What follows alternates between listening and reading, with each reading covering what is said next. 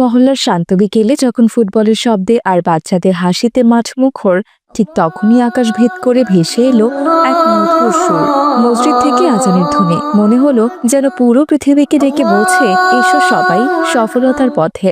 এই খেলা থামাও সবাই, আসরের আজান শুরু হয়েছে। ফাতেমা, চলো বোন, আজান শুরু হয়েছে, এখন আমাদের নামাজে যেতে হবে। আরে ভাই ওমর, হঠাৎ করে কি হলো তোমার? খেলা ছেড়ে তুমি কোথায় চললে?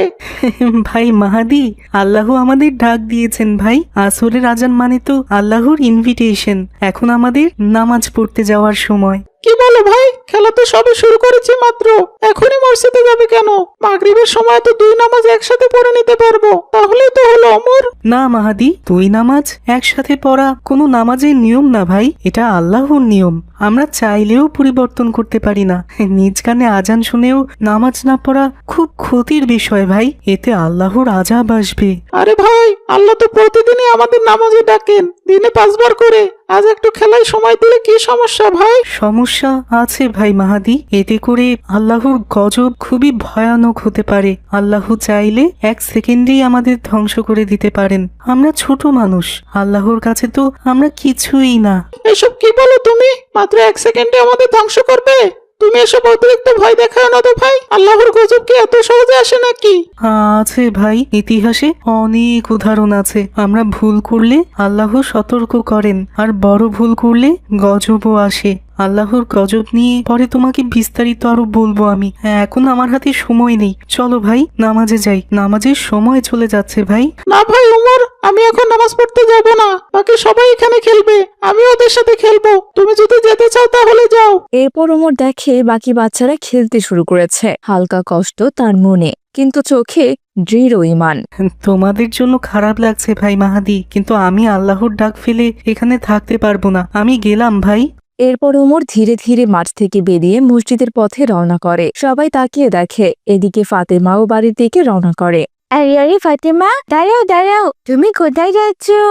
বাড়িতে যাচ্ছি মিলি, নামাজ পড়তে হবে যে। কি? এখন এখন নামাজ পড়বে মানে? খেলা মাঝপথে রেখে তুমি নামাজে যাবে? এতক্ষণে একটু খেলা জমেছে, আর তুমি কিনা এখনই চলে যাবে? মিলি, আসরের আজানের সময় যে খুব কম, নামাজ ঠিক সময় পড়াই যে ফরজ।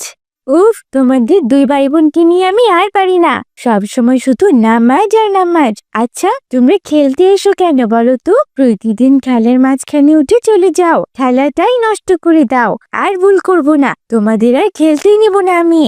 শোনো মিলি, আমাদের দুনিয়াতে পাঠানো হয়েছে একটাই উদ্দেশ্য নিয়ে, আর সেটা হচ্ছে আল্লাহর ইবাদত করার জন্য।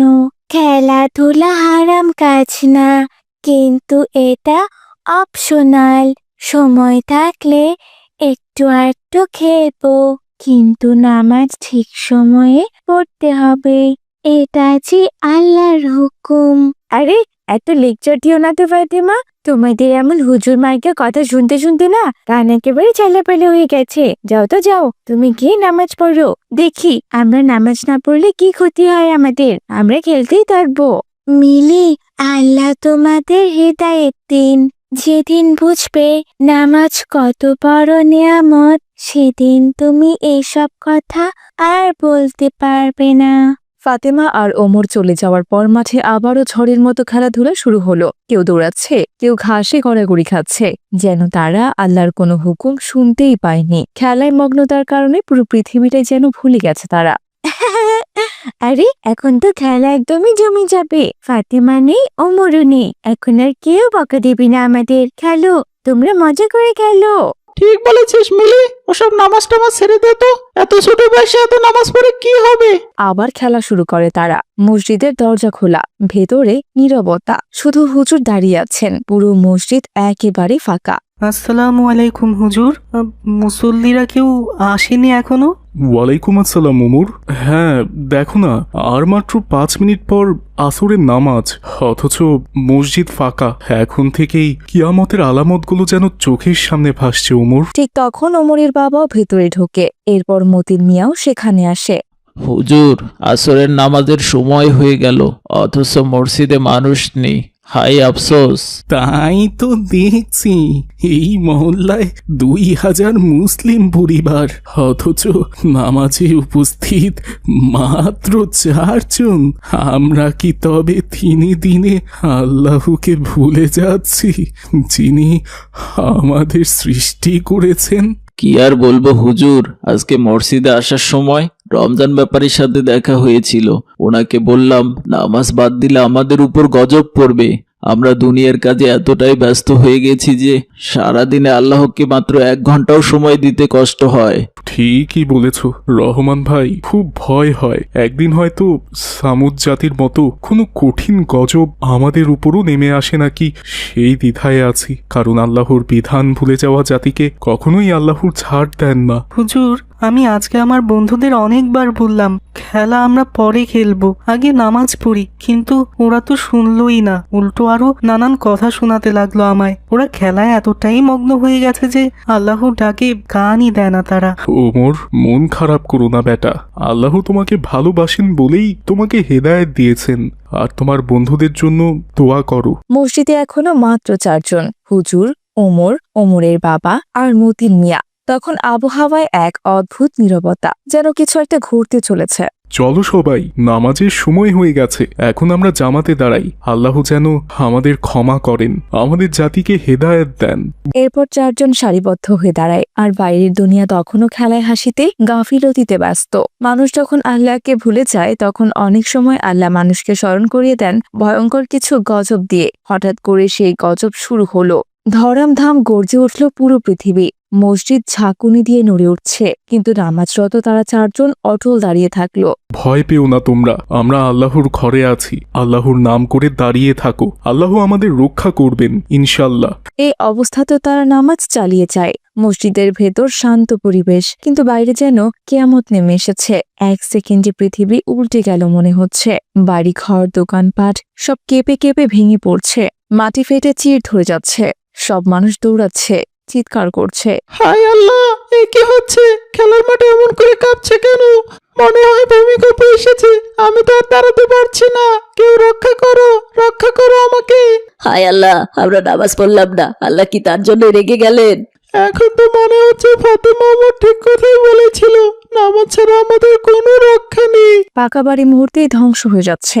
মাত্র 15 সেকেন্ডে রসুলপুর মহল্লা হয়ে গেল এক যুদ্ধ বিধ্বস্ত ধ্বংসস্তূপ।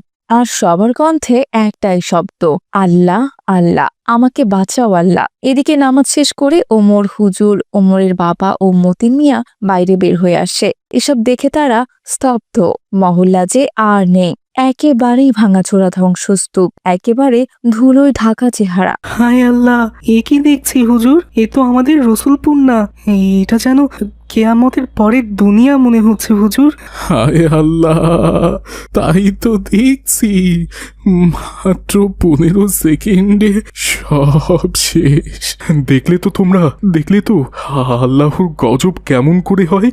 রসুলপুরের হাজারো পরিবারের ঘরবাড়ি আজ ধ্বংস হয়ে গেছে, কিন্তু যারা নামাজে ছিল তাদের ঘরের একটি ইট পর্যন্ত নড়েনি। হ্যাঁ হুজুর, এটা আমাদের পাপের ফল। আল্লাহ বলেছেন, যে জাতি আল্লাহকে ভুলে যায় আল্লাহও তাদের ভুলে যান। আর যখন আল্লাহর গজব শুরু হয়, তখন মাটি, আকাশ সব কেঁপে ওঠে, যাতে করে তার বান্দারা বুঝতে পারে আল্লাহর শক্তি সম্পর্কে। আজ কি তার প্রমাণ পেলে তোমরা? মাঠের মাঝখানে ধ্বংসস্তূপ, আস্তে আস্তে সেখানে আরো মানুষ জড়ো হচ্ছে। সবার মুখে আতঙ্ক।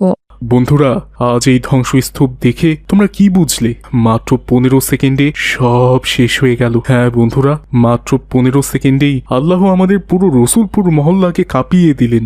এই ঘরবাড়ি, দালান, রাস্তা সবকিছু যেন এক মুহূর্তেই মাটির সাথে মিশে গেল। তাহলে আল্লাহর শক্তি সম্পর্কে একবার চিন্তা করো তো। এটাই আল্লাহর সতর্ক বার্তা। আল্লাহ চাইলে নিমিষেই এক পলকে আমাদের সম্পূর্ণ পৃথিবীকে মুছে দিতে পারেন।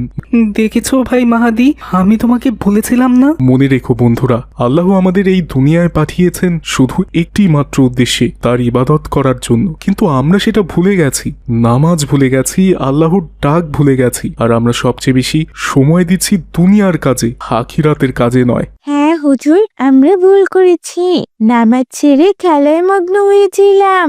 আল্লাহ কি আমাদের ক্ষমা করবেন হুজুর? আল্লাহর রহমত অনেক বড়। তোমরা যদি আন্তরিকভাবে ফিরে আসো আল্লাহ অবশ্যই ক্ষমা করবেন, কিন্তু একটা কথা মনে রেখো, আল্লাহকে ভুলে গেলে গজব নেমে আসবেই। তাতে আজ সবাই আমার সাথে প্রতিজ্ঞা করো, আজ থেকে কেউ নামাজ ছাড়বে না তোমরা, আর কখনো আল্লাহকে ভুলে যাবে না।